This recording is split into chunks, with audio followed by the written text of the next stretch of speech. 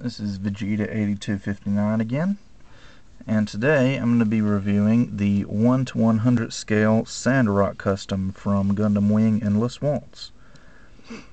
And I've actually had this kit in my closet for quite a while and just never really got around to reviewing it, and I'm off work today, so I figured I'd review this and upload it. Anyway, for colors, he's got very unique colors for a Gundam. He's got this weird kind of purplish color for most of the torso and a little bit on the shoulders and skirt armor, and his head, of course. He's got a little bit of red just on the chest vents and on his head there. A little bit of yellow as well, just on those shoulder thingies and his V-fin.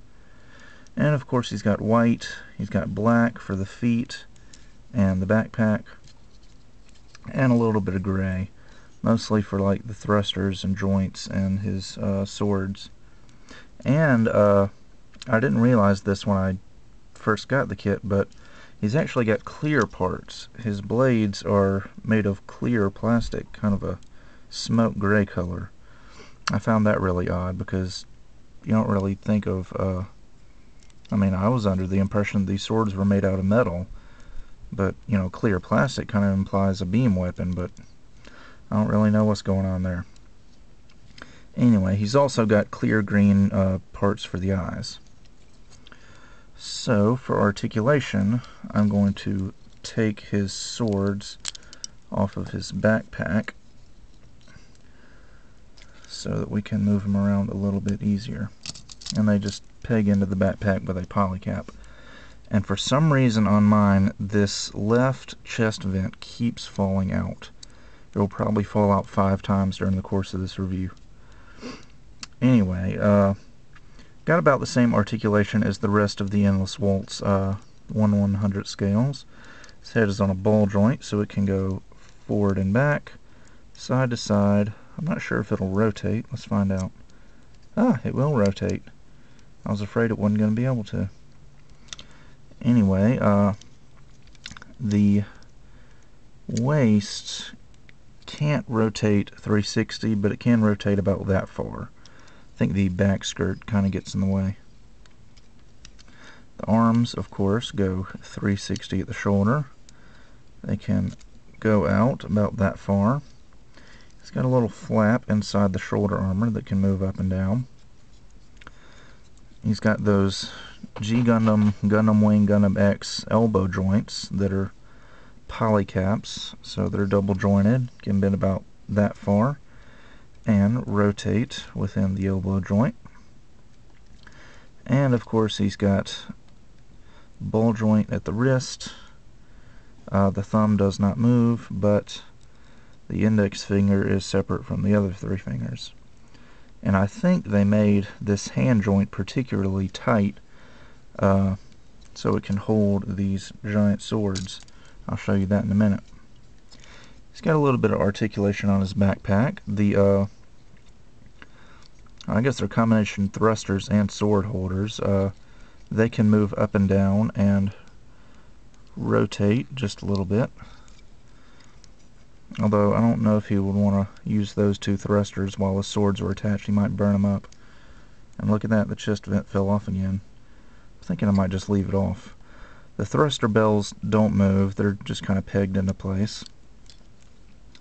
Anyway, the front skirts are on ball joints, so they can move individually. The side skirts are on a peg, so they can go up and down and rotate a little bit. The back skirts are one piece, but they can move up and down. The hips are on ball joints, and so are the front skirts, which just fell off. So they can go up and back as far as the back skirts will let them. This guy's just falling apart. Anyway, look at that, didn't even last. The knee joint is double jointed, however, it only bends a little bit more than 90 degrees, which I was surprised because he doesn't really have any bulky armor in the way. I guess it was just a bad knee joint design. Anyway, the ankle armor is separate from the leg, so it can move up and down. It's just on a peg. And the feet themselves are connected with a ball joint, so they can go forward, back, side to side, and rotate until they hit the ankle armor. So, I guess I should have gone over this while I was doing colors. He does come with several foil stickers. He's got one for the red part on his V-fin. He comes with a sticker for his eyes, but I didn't use it. What else? He's got these white stickers right here on his shoulder armor, but they really don't stick too well. I mean, they stick well enough, but they don't look very good because the stickers are having to fold over these hexagon-shaped pieces on the armor, and they just don't match the contour very well. As you can see, they're all wrinkly. This white part on top here is a sticker. And that might be it. I believe it is. Anyway, his swords, all you have to do is flip these down. These are really... And then you can put them in his hand. And like I said earlier, I think they made these hand joints extra tight because he actually holds the swords really, really well. I haven't had any problems with him dropping them at all. So that's definitely a good thing. Let's see. I just realized that I forgot his cape, so let me go get that. He does come with his cape, which he was seen with for a brief moment in the movie. And here it is. It's actually two pieces of a grayish cloth-like material. It's kind of a strange cloth. You can see through it, kinda. Anyway, what you do is you just take his backpack off. And you might want to take the head off. I'm going to try and do it without doing that. But you just drape these over his shoulders.